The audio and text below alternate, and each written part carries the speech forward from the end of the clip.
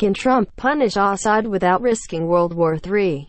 The president is promising a sustained attack on Syria for its chemical carnage. Can that be done without risking a wider war with Syria's patrons in Moscow and Tehran? For the second time in barely a year, Donald Trump has reversed himself and attacked the Syrian regime of Bashar Assad in stated retaliation against a chemical weapons attack. But the very fact of the strikes, so soon after a volley that the Trump administration had said would not portend greater punitive measures against Assad, raises immediate questions about what they will achieve, particularly since Assad has a nuclear-powered patron at his airfields, in his port and over his territory, Russia. The confusion began about an hour after Trump's announcement of the opening of a sustained campaign against the regime. That's when his Secretary of Defense, James Mattis, announced, "Right now, this is a one-time shot, and I believe that it sent a very strong message to dissuade him, to deter him from doing this again." Mattis added that there was no intention to expand that target set. Trump framed the strikes against three targets: a scientific research center and two so-called chemical weapons storage facilities, as punishment and check against the further use of chemical weapons, which the president said were uniquely dangerous not only because they inflict suffering, but because even small amounts with unleash widespread devastation. The purpose of our actions tonight is to establish a strong deterrent against the production, spread and use of chemical weapons, Trump added. But again, the pronouncement appeared to be undercut by Mattis. He noted that the U.S. had no definitive proof that the banned nerve agent sarin was used in the most recent chemical attacks. Rather, the U.S. is not ruling out sarin, he said. Chlorine, the industrial chemical widely used by the Assad regime in its murderous fight against Syrian rebels, requires no special production facilities. The confusion began about an hour after Trump's announcement of the opening of a sustained campaign against the regime. That's when his Secretary of Defense, James Mattis, announced, "Right now, this is a one-time shot."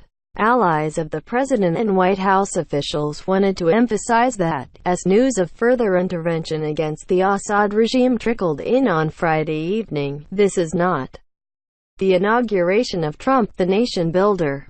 Earlier this week, multiple sources within and without the administration, who have spoken to President Trump in days since the reported chemical attack in Syria, told the Daily Beast that the president's desire to leave Syria as soon as possible has not fundamentally changed. H.R. McMaster gives the Kremlin a double bird salute, though Trump quickly resolved to punish Assad's forces after news of a chemical atrocity broke. The U.S. president has told associates and aides that it is still his wish to extract American involvement in the astonishingly brutal civil war after ISIS is defeated in the country, to let others deal with the mess, as the president has previously phrased it in private conversation.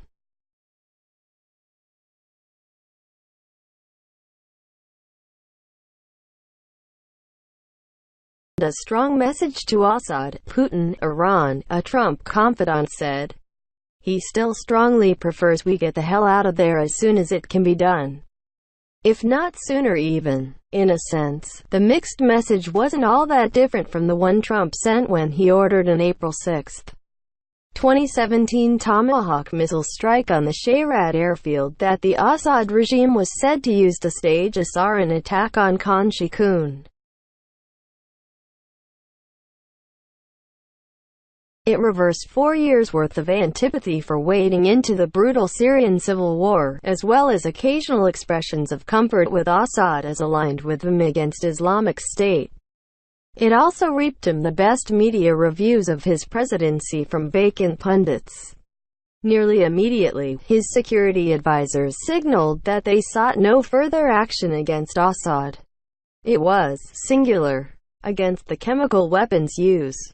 Mattis said on April 11, 2017. H.R. McMaster, then Trump's national security advisor, also defined the objectives of the strike minimally.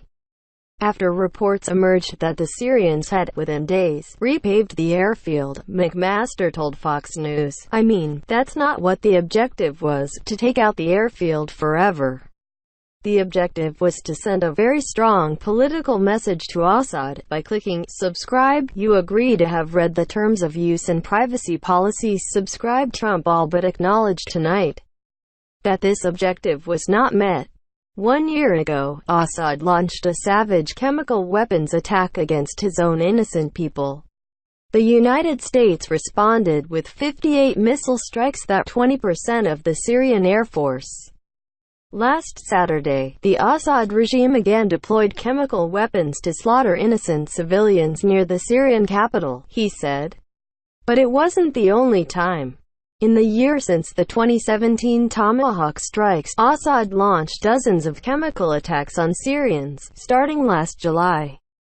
That was also the month that the Trump administration began signaling that it was willing to acquiesce to a Russian-led political process that would wind down the war with Assad in power.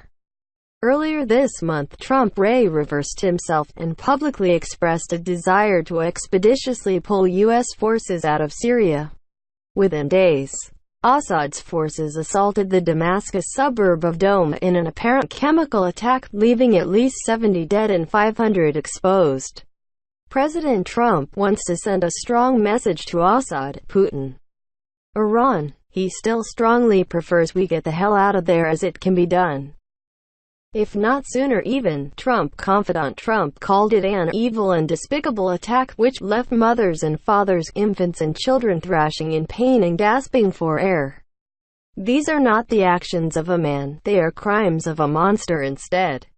And Trump's message included a warning to Moscow and Tehran, which he said were the two governments most responsible for supporting, equipping and financing the criminal Assad regime. To Iran and to Russia, I ask, what kind of a nation wants to be association with the mass murder of innocent men, women and children? In 2013, President Putin and his government promised the world they would guarantee the elimination of Syria's chemical weapons. Assad's recent attack and today's response are the direct result of Russia's failure to keep that promise, the president added. Russia must decide if it will continue down this dark path or if it will join with civilized nations as a force for stability and peace. How far Trump is willing to go to push those patrons may be the central question of the campaign.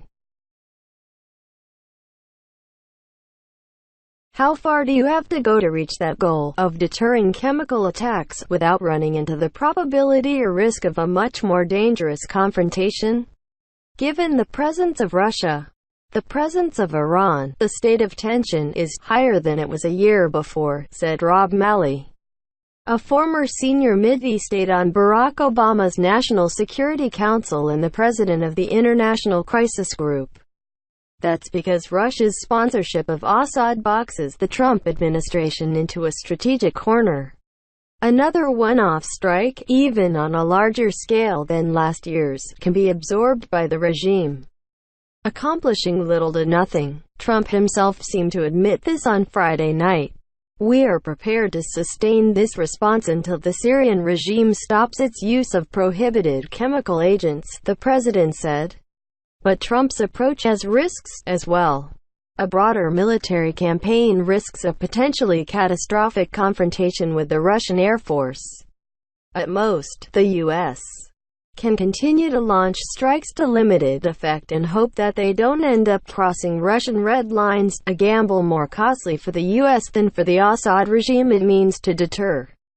Another volley of tomahawks by themselves will not move the needle, said retired ADM James Stavridis, a former NATO commander. The best use of TLAM's Tomahawks is to knock out Syrian air defense systems to open a path for a significant long-range airstrike with heavy bombs and take out real Syrian capability, and hopefully avoid collateral damage that kills Russians, a tricky operational mission. Last year's missile strikes yielded harsh Russian rhetoric and little else. In advance of this year's, the Russians appeared to up the stakes. A Russian diplomat in Lebanon threatened not only to shoot down incoming Russian missiles but to attack the warships that launched them. It's probably an empty threat, but it's a threat nonetheless, according to Syrian opposition media. Assad's forces were said to be moving fixed-wing aircraft and helicopters to the Khmeimim airbase, co-locating them with Russian forces whom U.S. war planners would be loath to hit without tempting escalation. The general risk of actual military conflict between Russia and the U.S. are the highest since the end of the Cold War. And the current situation is a spike in that dangerous situation, said Stavridis. These are very unpredictable actors, Mali said. It would be wise to be cautious and not to trip into something that we don't intend to trip into.